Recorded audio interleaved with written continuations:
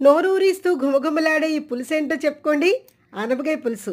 లేత ఆనపకాయని తీసుకుని చక్కగా పీల్ చేసి పెద్ద పెద్ద ముక్కలుగా కట్ చేసుకో. మసాలా కోసం 1 ఇంచి అల్లం ముక్క, 5-6 వెల్లుల్లి రెబ్బలు, ధనియాలు, జీలకర్ర, గసగసాలు ఒక్కొక్క స్పూన్ వేసుకుని అన్నిటినీ చక్కగా మెత్తగా పేస్ట్ చేసుకుందాం.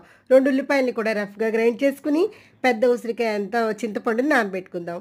పచ్చిమిరపకాయల్లో నాట్లు పెట్టుకుందాం. ప్యాన్లో ఆయిల్ బాగా వేడెక్కిన తర్వాత మనం రుబ్బుకున్న ఉల్లి ముద్ద, పచ్చిమిరపకాయలు, మసాలా ముద్ద వేసుకుని రుచికి సరిపడా ఉప్పు, చిటికెడు పసుపు, 2 స్పూన్ల కారం వేయండి.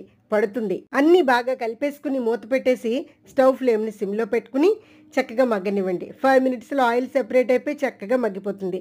దానిలో మనం కట్ చేసుకున్న ఆనపకాయ ముక్కలన్నీ వేసి మసాలాలో బాగా కలిపి కొంచెం మగ్గనిచ్చి ఒక చిన్న గ్లాసు నీళ్లు పోసి మూత పెట్టేద్దాం. ఒక 7 మినిట్స్లో ఘుమఘుమలాడుతూ మన కూర ఇంచుమించు రెడీ అయిపోతుంది.